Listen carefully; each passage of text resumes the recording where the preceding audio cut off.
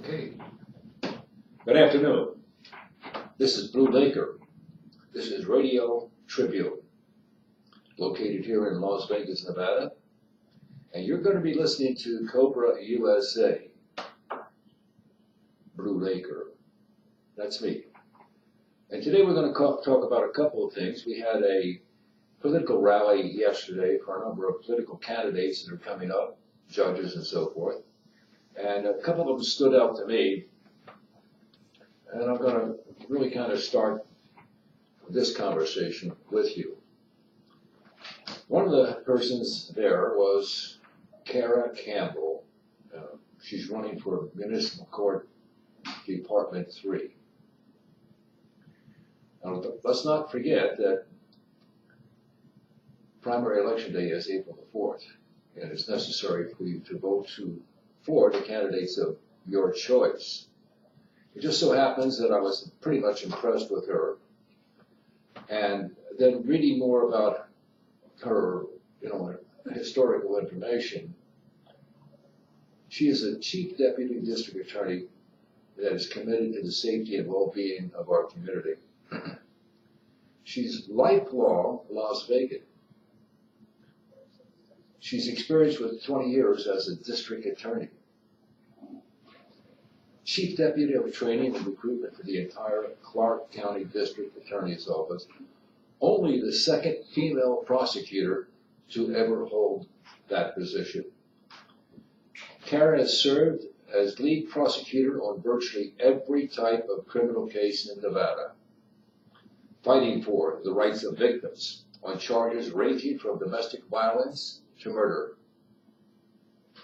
She also served as a Clark County prosecutor to the specifically prosecuted unit, identified as high-intensity drug trafficking area, and a program called HIDTA. My recommendation that you give her serious consideration. That's Kara Campbell, Municipal Court Department 3. And don't forget, we're talking about the primary election, and that's coming up here in April. So now we're getting into the meat of the matter. And yesterday we talked about Cobra. And Cobra is a program, in case you haven't heard, that's a law. It's been in effect since 1985 with President Ronald Reagan, and it's still a law today. That law and Cobra are designed to help people who either voluntarily or involuntarily lose their job and would like the continuation of their insurance under their own specific plans or individual plans. The law itself is only 48 pages long, so anybody who's interested should really get onto the internet and go to Cobra Law. You'll be able to find out everything that you needed to know and just exactly what it does do. No, it's not 1,000 pages. No, it's not burdening. It's easy to read. It's put in layman's language that you can easily understand. So if you're really interested and you want to do yourself a favor, right, remember what I'm saying, do yourself a favor and have continued coverage, or want to join either in Cobra or the succeeding program, King Cobra, then you at least want to know the basics of what the basis for that program. Again, I repeat, Cobra is not an insurance program. It's the law. Now, the difference between creating a law and a law that's in existence is just exactly that. Sometimes when you try to create a new program, it takes forever.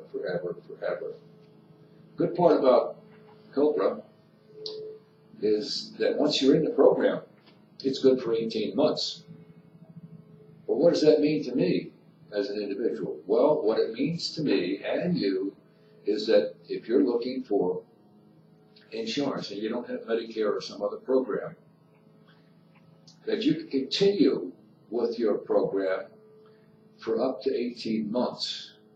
In the meantime, Congress has got to come together on a final program for America.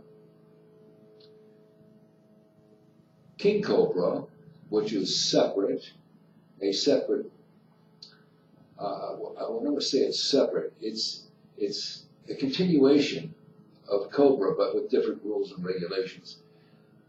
Cobra has been amended several times since its creation in 1985. Most of that has been beneficial to the people in the program. King Cobra, an extension of Cobra, is also beneficial to the people who would be in it. And there are several factors for saying that. One, it costs less. Two, it has less deductibles. Three, you can temporarily use it until Congress puts together another program. Well, in the event that they don't put together another program, then I believe that King Cobra will be the program that would ultimately wind up with. So it's really incumbent upon you as an individual to find out what program is best for you. Individual insurance, Cobra, King Cobra, or any other plan that you might have. But we do know that the Obama Care program has been a disaster, and it needs to come to an end. And so we say, Obamacare killed by King Cobra. Now you know the meaning and understanding of what we're saying. We're saying that Obamacare is finished, if not today, very, very soon. And there has to be something to take its place and to help those people in need. Will everybody be covered? It's not for me to say, because there's specific qualifications for any insurance program. You know, there's insurance companies that don't want to insure people that smoke. There's insurance companies that don't want to insure anybody that's not in good health, where they have to go down and basically get a health certificate from the doctor or wherever in order to qualify for the program. Well, all programs have that same basic information. So if insurance is a major consideration for you or someone in your family, then you want to try to get the best program at the least amount of money possible. But there's another reason you should look at King Cobra. Because King Cobra can give you tax credits. Now, how does that work? Well, let's just say that you're going to owe Uncle Sam $6,000 at the end of the year. And you decide that you're going to go ahead and start those payments now. And now you're still going to pay the $6,000. It's just a question of when. But when you take it with King Cobra, you get it back at the end of the year, plus interest. Well, how can that work? I've never heard of an insurance company that pays dividends. Well, you haven't paid too much attention, because there are insurance companies that do exactly that. And it's up to the administrators for their insurance to work and be profitable. That's not much different than what the banks do. The banks take money from everybody, but don't take it, you give it.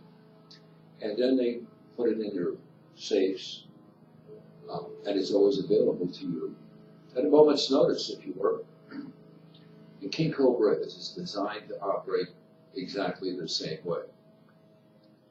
Again, it gets back to a couple of things that are really very basic in life. You see, you can either be the bank or you can pay the bank. That's the choice. In the King Cobra plan, you are basically being the bank.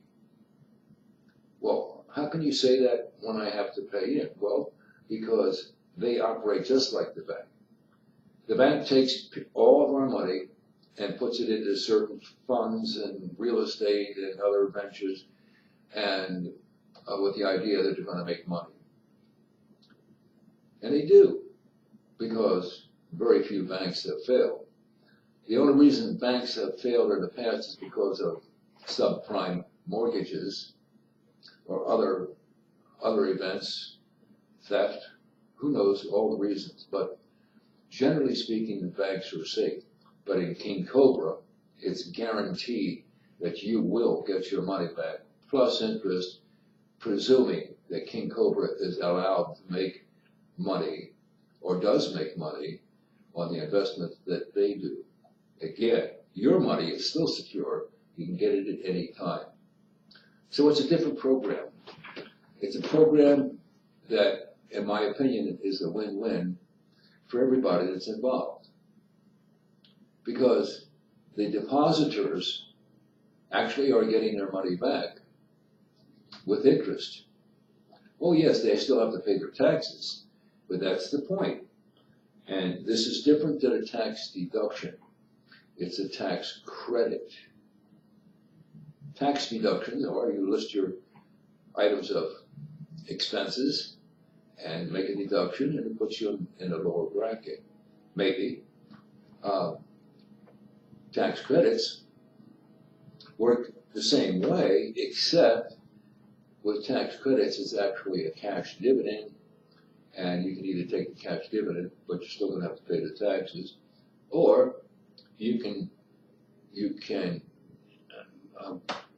take the interest for the use of the money over the period of time, and that would be year to year annually, that the administrators create this dividend and either pass it to you in forms of cash and or give you credit towards the following year. Now, isn't that exactly what the Internal Revenue does? That's exactly what they do. They take your money from your paycheck, they put it into the collection basket, if you will.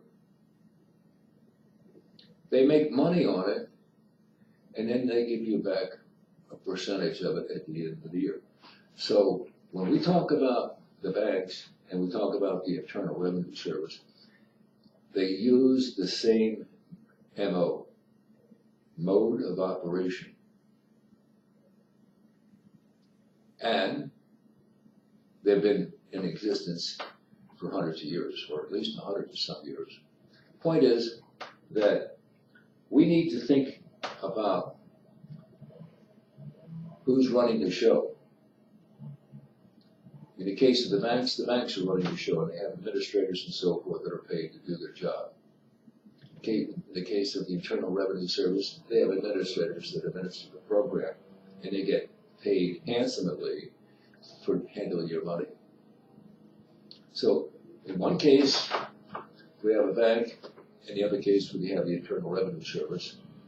And there's not that much difference between the two. Oh, that's right, you get penalized if you don't pay your tax. Oh, you get penalized if you have a bad check.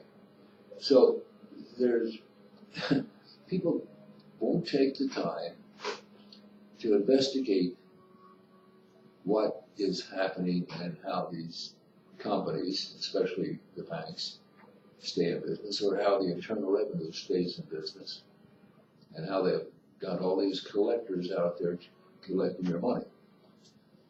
So let's take that a little bit further. Let's just say that you decide that you're going to invest in King Cobra.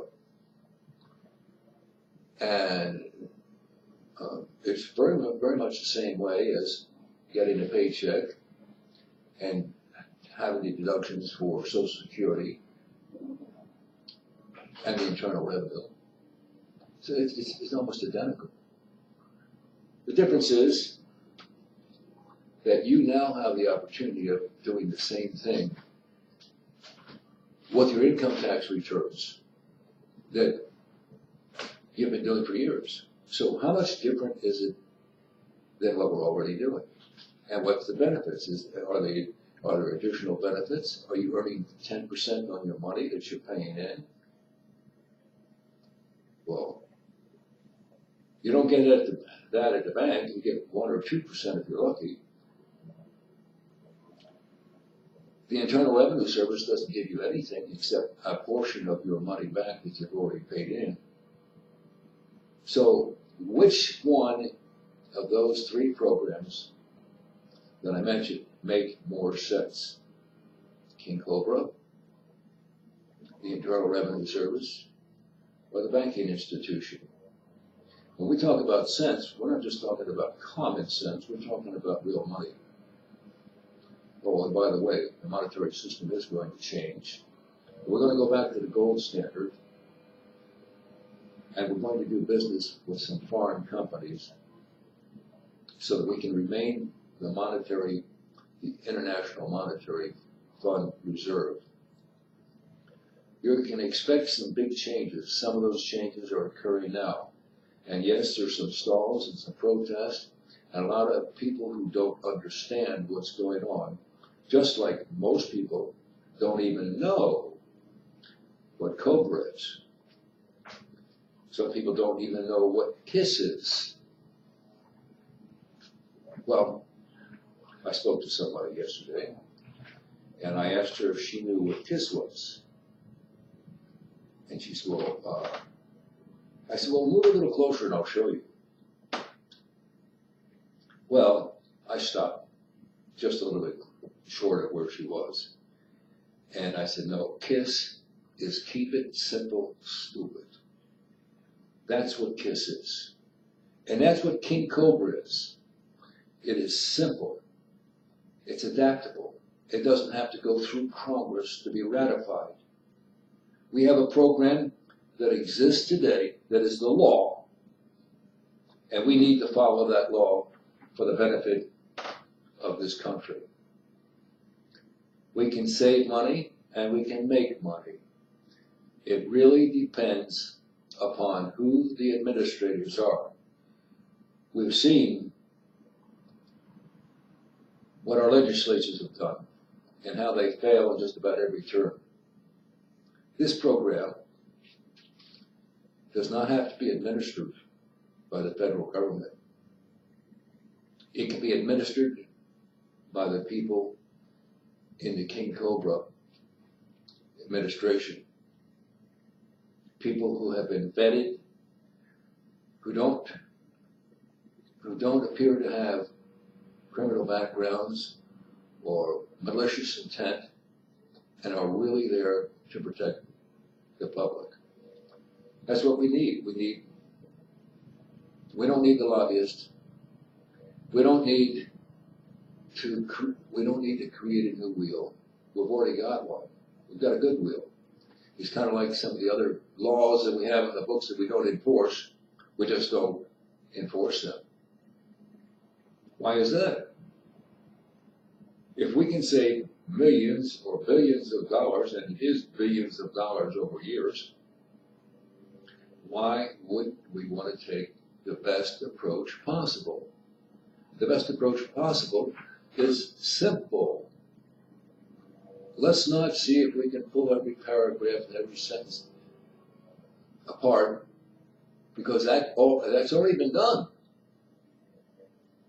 With the Ronald Reagan administration in 1985, you don't think they didn't pull that apart? That they didn't know what they were doing? They knew what they were doing, and they created a law. That law is still in effect.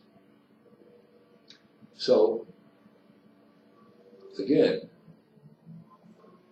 we have to start making intelligent decisions, not biased opinions based upon political factions, or we're just going to rip the country apart.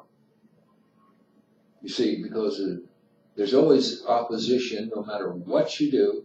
Even if you had the goose that laid the golden egg, people would say it's brass or doesn't exist, and that's really what's happening now. That they're trying to pull apart this administration. It's not going to happen. At least I don't think so. Because we need to move forward. Why do we want to keep trying to throw roadblocks in front of a president who has made promises to the American public to fulfill what he has promised to do. Doesn't make a lot of sense, yet we see these protests taking place. One of the things when they protested the inauguration, now there's 214, something like that, people who were arrested and are now being charged criminally with a felony charge. Well, maybe that's the key. Maybe people will all of a sudden wake up and say, okay, maybe we need to look at this a little more carefully, and are we doing the right thing? The right thing to do is for the country. Make America great again. Let us be proud of the people that we have as representatives instead of what we've had in the past, which has been total chaos and confusion. Whether it happens to be Obamacare or some of the wars that we've been in unnecessarily, and how our soldiers and veterans have suffered because of that. Don't you think it's time that we do what God intended? Wouldn't it be nice to have 1,000 years of peace? Well, that 1,000 years of peace comes with making the right decisions and taking the first step towards that. There will be other things besides healthcare. There will be the monetary situation, and we will change to the gold standard. And we will become partners with Russia. And there's a couple of reasons for it. I'll just go over those briefly before I end the show. Russia, oh, by the way, I am an American, have been all my life, was born here in this country, about 1937. Well, okay, yeah, 1937. So the point is that I have the right to speak as an American. My great-great-great-great-grandparents came in from Germany, went through Nellis Island, and became citizens. And of course, we have generations of people, of my people, all through these generations now. So I think I have the right to be considered as an American.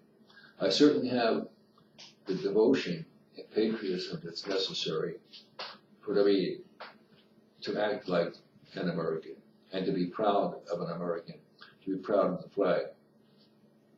But I'm talking about Russia now, and we have a lot in common with Russia. They have fought with us as allies in wars. Oh, yes, this is a different country, and it's gone through changes, but remember the Civil War that we had in this country? Well, that's similar to what the Russians had to go through with the Soviet Union. Similar. We lost over 1 million people during the Civil War. I can't tell you how many people were lost when Russia broke from the Soviet Union, or those countries broke from Russia. All I know is that we have a lot in common with them. We share the same colors in our flag, red, white, and blue. We also share the same type of seal. That is to say, they have 2 eagles in your seal, and we have 1 eagle on our seal. So we have a lot in common, and we can be very close with them and allow them to watch our back as we watch theirs. And oh yes, we hear about all of the other things, and we're very quick to jump, and sometimes the very last ones to act. We really need to change that. We have to start working on the same page and see if we can't do something together. And why would we want to do something together? Because there's another country called China that would like to tear us apart and do that financially by owning most of our important industries and properties. By ourselves, we're weak compared to China. I don't mean militarily, I mean financially. And the International Monetary Fund is going to be based on assets, not fiat paper. We have a lot of gold. Russia has a lot of gold. China has more, but the collective powers of the United States and Russia are far greater than what China has. And it makes sense for us to cooperate with them, to work up joint resolutions that make sense. Because if we don't, we're going to fall off the perch. And we see that happening with a lot of the issues that are current in today's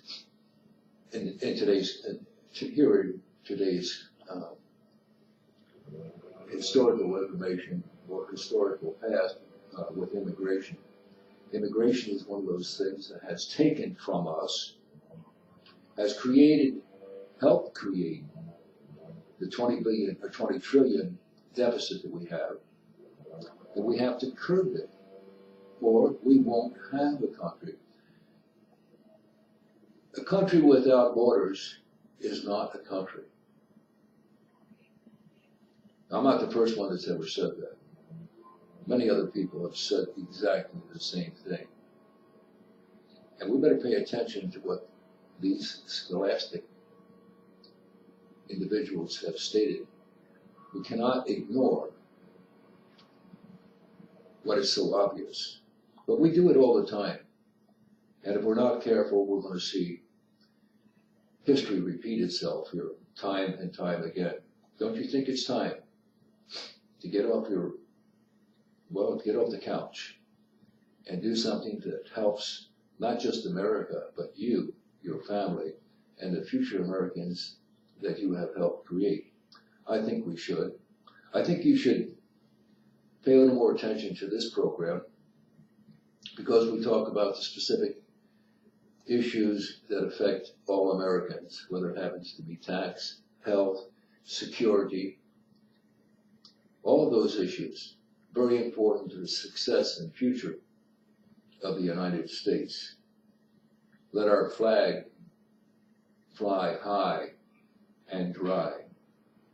Let's put a light on the hill that can be seen by the rest of the world, not a basket on top of it to prevent it from being known.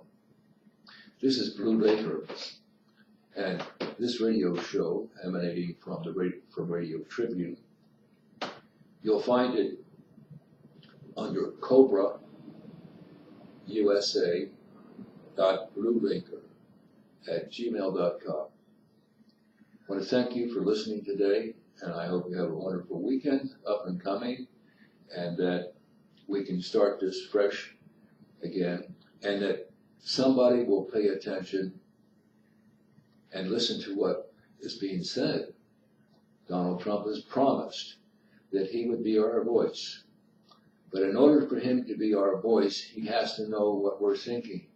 It's your responsibility to get in touch with him, his aides, other people who have the interest of this country at heart, to make them aware that we don't have to go backwards anymore. We need to go forward, and we need to do it as rapidly as possible. So again, I hope you have a great weekend. I'm looking forward to seeing some of these things take place, and I hope and pray that we're able to achieve the goals and aspirations that have been set forth by our new president, Donald Trump. And with that, this is Blue Laker signing off for today. We'll talk.